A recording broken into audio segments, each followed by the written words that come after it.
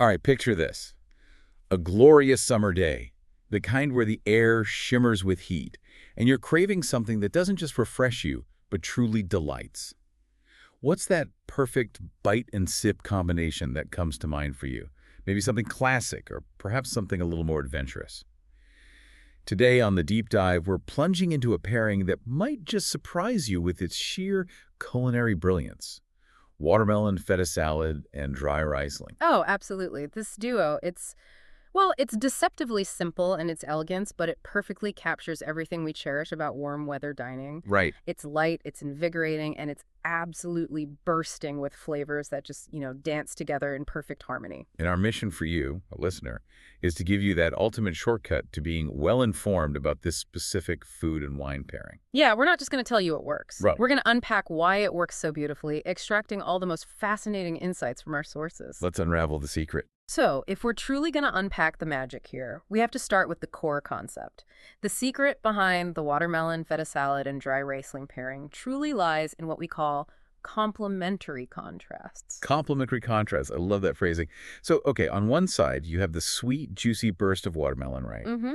And then it meets the salty, creamy tang of feta. Exactly. And then the dry Riesling, our third player, steps in with its crisp, mineral-driven profile. It sounds like a beautifully choreographed culinary dance. It truly is. And what's fascinating here is how the wine acts as the perfect mediator in this precise choreography. Okay. The vibrant acidity of the dry Riesling doesn't just cut through the richness of the feta, Right. but it brilliantly highlights the natural sweetness of the watermelon, elevating it rather than overpowering it. It creates, well, the source called it a perfect flavor balance that dances across your taste buds. I like that. Now, when many people hear Riesling, there's often one idea that immediately springs to mind: sweetness. Like really sweet. Yeah, that's common. But we're here to talk about a very different side of the coin, aren't we? For listeners new to dry varietals, what's the most crucial distinction they should understand about the dry Riesling we're discussing today? That's a vital distinction, absolutely. It's a common misconception that all Rieslings are sweet. However, dry Rieslings offer bright, zesty acidity with subtle fruit notes. Like what kind of notes? Think green apple, peach, maybe some citrus, and they absolutely do not overwhelm with sugar. So not cloying. Not at all. When you're looking for one, seek out bottles labeled Trocken, which is German for dry or simply dry Riesling. These wines have minimal residual sugar, and their mineral backbone really stands up beautifully to the feta's saltiness. Ah, that mineral back. Yes. As one source so beautifully put it, this pairing is a summer reset, cool, crisp, and unexpectedly elegant. A summer reset. That phrase just encapsulates it, doesn't it? It really does. It perfectly frames why dry Riesling has earned its reputation as the quintessential summer wine. It absolutely has. Summer days demand wines that refresh you, that invigorate rather than weigh you down, Definitely. Dry Riesling fits that bill perfectly. It's light, it's vibrant, and it's an ideal choice for daytime gatherings, largely because of its typically lower alcohol content. Oh, that's a good point. What are we talking typically? Often ranging between, say, 8 to 12%. That means you can truly enjoy a glass or two without feeling sluggish later in the day. Which is key for summer afternoons. And it's not just about being light. Its natural acidity has this incredible quality. Right, the palate cleansing effect. Exactly. It literally scrubs your taste buds clean between bites, resetting them so each new spoonful tastes as vibrant and fresh as the first. Makes it exceptionally food-friendly. Totally. Amplifying the fruit flavors in both the wine itself and, of course, the watermelon in the salad. And this brings up a critical point. Temperature. Ah, yes. Crucial for whites. For dry Riesling, serving temperature matters tremendously. You absolutely want to serve it properly chilled, like around 45 to 50 degrees Fahrenheit. Okay, 45, 50 F. Think of it this way. Serving Riesling too cold is like listening to music with noise-canceling headphones on mute. You lose all the intricate notes and the vibrant character. Good analogy. And too warm. That refreshing, crisp acidity, its superpower, turns sluggish, almost flabby. Ugh, like flat soda. Exactly. It completely loses its zest. Okay, so we've uncovered the secrets of our perfect wine. Now for its equally crucial dance partner, the watermelon feta salad. Yes. What's truly remarkable about this dish, beyond its sheer deliciousness, is how its apparent simplicity belies a profound culinary harmony that perfectly mirrors our dry Riesling. It truly does. The beauty of this salad really is in its simplicity. It's one of those dishes that's greater than the sum of its parts, and you only need a handful of quality Right, ingredients. a less is more. Definitely. The recipe focuses on balancing sweet and savory. You'll need about 4 cups of watermelon cut into, say, 1-inch cubes, chilled, but maybe not ice cold. Then, half a cup of good quality feta cheese, crumbled. And ideally, get it from a block for the best flavor, not the pre-crumbled stuff. Noted. Big difference in texture and taste there. Huge. And finally, maybe a 1/4 cup of fresh mint leaves, just torn. Simple. And For that dressing, equally simple. Very simple, yet perfectly balanced. 2 tablespoons of extra virgin olive oil, the juice of maybe half a lime, Just half, okay. and then flaky sea salt and freshly ground black pepper to taste. Our source even suggests adding thinly sliced cucumber for an extra crunch. Ooh, I like that. Yeah. A bit more texture. Yeah, I think it's a brilliant addition. So how do you put it all together? Just toss it. Pretty much. Assembly couldn't be simpler. Gently toss the watermelon with the olive oil and lime juice first. Okay. Then, carefully fold in most of the feta and mint, reserving some for garnish later. Ah, good tip for presentation. Season lightly with salt and pepper, then top with the remaining feta and mint. The vibrant color contrast makes it as beautiful as it is delicious. It really is pretty. But remember to serve it immediately or fairly quickly. Watermelon does release liquid over time. Right, gets watery.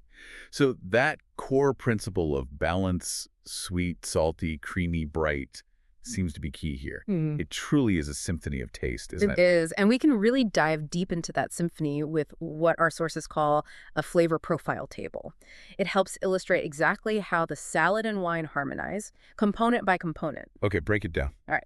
For sweetness, you have the natural sugar from the watermelon, nicely complemented by the subtle stone fruit and apple notes in the dry Riesling. So they meet on that fruity level. Exactly. Then there's the saltiness. That idea of hidden fruit complexity you mentioned earlier is really intriguing. When the saltiness from the feta comes into play, what does that feel like on the palate? What specific dimensions does it unlock in the Riesling? Ah, that's where the magic really happens. The briny, creamy feta cheese interacts with the dry Riesling's mineral backbone, almost like a secret key. Instead of just tasting the primary fruit notes, the saltiness kind of intensifies them, makes them feel richer, more nuanced. Sometimes it even reveals these subtle, savory undertones you might not detect otherwise. Interesting. It's like the feta teases out a deeper, more profound fruit character in the wine. This is particularly true for dry Rieslings from regions like, say, the Mosel in Germany. They often have these really pronounced mineral qualities. Right, it's latte. Yeah, exactly. And that becomes a wonderful counterpoint to the salt. So the acidity then from the lime juice in the salad meets the bright, vibrant, citrus-like acidity in the wine. They kind of echo each other. Precisely. And herbaceous notes from fresh mint or maybe basil in the salad find subtle, floral, and sometimes herbal undertones in the wine itself. It creates these little bridges. Flavor bridges, I like that. Exactly. And the textures are equally important. You've got the juicy, crisp fruit with the creamy cheese in the salad, countered by a light-bodied wine with a clean, refreshing finish. And finally, temperature. Temperature harmony. A slightly chilled salad served with a well-chilled dry Riesling, ideally around that 45 to 50 degrees Fahrenheit sweet spot we talked about. Got it. This detailed breakdown truly shows the intricate interplay of contrasting and complementary elements. It's not just throwing things together. Not at all. It's quite thoughtful. And while the flavors are paramount, the serving experience itself can elevate this simple pairing to something truly memorable. Thoughtful presentation makes all the difference, doesn't it? Indeed. Beyond ensuring your dry Riesling is precisely chilled, that 45 to 50 degrees Fahrenheit sweet spot, there's a nuance to the salad preparation too. Oh, what that? Don't serve it straight from the fridge like ice cold. Let it sit at room temperature for maybe 10 minutes before serving. Really? Why? It allows the flavors, especially the watermelon's natural sweetness and the mint's aroma, to really open up and become more expressive. It's quite similar, actually, to how a wine needs a moment to breathe before it fully expresses itself. That's a brilliant, often overlooked tip. Okay, so let it sit for 10 minutes. And for serving, our sources suggest some fantastic ideas. Yeah, like serving the salad in wide, shallow bowls to truly showcase those vibrant colors. Visually appealing. Definitely. Use stemmed wine glasses to concentrate the Riesling's delicate aromas. And for visual cohesion, a small sprig of mint makes a beautiful garnish for both the salad and the wine glasses. Little touch. Nice. Ties it all together. Always provide small plates for seconds. Trust me, your guests will definitely want more. Good call. And for a complete meal, consider serving this light pairing alongside simple grilled proteins, like shrimp, maybe chicken. Keeps it light, but makes it more substantial. I particularly love the idea of making it interactive for a gathering. Oh, the build your own station. Yes. Our source suggests setting that up. Separate bowls of cubed watermelon, crumbled feta, fresh herbs, maybe some optional add-ins. Like cucumber or nuts. Right. Along with a chilled bottle of dry Riesling, or even a comparable alternative like Trayman Stone was mentioned. Yeah, another good crisp white. It creates this self-serve experience that sparks conversation and really encourages experimentation. It's all about making it enjoyable and approachable for everyone, truly turning it into an experience, not just food and drink. Exactly. And if you're feeling adventurous or just want to try something new, this pairing is incredibly adaptable. You can absolutely explore variations of the salad while maintaining compatibility with dry Riesling. Yes, the wine is surprisingly versatile that way. For the salad, you could go green by adding some arugula or baby spinach for a peppery contrast. Ooh, peppery notes. Nice. Or instead of feta, try goat cheese, ricotta salata, or even a mild blue cheese if you're feeling bold. Goat cheese would be lovely, that tang. Experiment with herbs beyond mint, perhaps basil, tarragon, or a combination. Basil and watermelon is classic. It is. And for textural add-ins, think toasted pistachios, pine nuts, or thinly sliced radishes for a bit of crunch and bite. Pistachios sound great. You could even switch up the sweet component by trying yellow watermelon or mixing in some cantaloupe or honeydew. It's all about playing with that core balance. One fascinating twist our sources highlighted is a California-inspired version, California style. How so? adding sliced cucumber and avocado with a sprinkle of chili flakes. Avocado. Okay. Yeah, the creamy richness from the avocado and that hint of heat from the chili flakes still pair beautifully with dry Riesling's acidity and subtle sweetness. It handles it. Interesting balance. Or for a Mediterranean spin, Kalamata olives and diced red onion add these briny and sharp complexities that the wine can still elegantly handle. So it's pretty forgiving. Yeah. What if dry Riesling isn't available? Or maybe you just fancy something else entirely? What are some reliable alternatives that capture a similar spirit? Good question. You're basically looking for wines with good acidity and moderate alcohol, right? Keep it crisp and light. Exactly. A dry Provençal rosé with its subtle red fruit notes and crisp finish is an excellent choice. Classic summer choice, too. Totally. Sauvignon Blanc, especially with its herbaceous character, works particularly well if your salad incorporates a lot of mint or basil. Because it echoes the green notes. Spot on, Albarino from Spain offers crisp citrus notes and a delightful saline finish that echoes the feta. Ooh, saline finish. Nice. Vinho Verde is a light Portuguese white, often with a slight effervescence that provides a beautiful textural contrast. A little spritz. Yeah. And for a celebratory touch, Prosecco's bubbles and mild sweetness can be surprisingly effective, actually. Okay, lots of options. Now, what are the big no-nos? What should we definitely avoid if we want to preserve this delicate balance? Right, pitfalls. Absolutely avoid heavy, oaky whites like some, big California Chardonnays. Too much oak, too much body. Yeah, they just overwhelm the delicate balance of the watermelon and herbs. Similarly, tannic red wines generally clash with the salad's freshness. Makes sense. And a key pitfall to remember, cream-based dressings. They often create an unpleasant, almost curdled sensation on the palate when paired with high-acid wines like Riesling. Good warning. Stick to vinaigrettes. Pretty much. Olive oil and citrus-based is safest. And for those who prefer not to drink wine, is there a non-wine alternative that still achieves that refreshing harmony? Yes, certainly. A light wheat beer, especially one with citrus notes like a Belgian wit or a Hefeweizen, can work nicely. How does that work? Well, the carbonation is wonderfully refreshing, and the wheat base often has enough body to stand up to the feta's richness without overpowering it.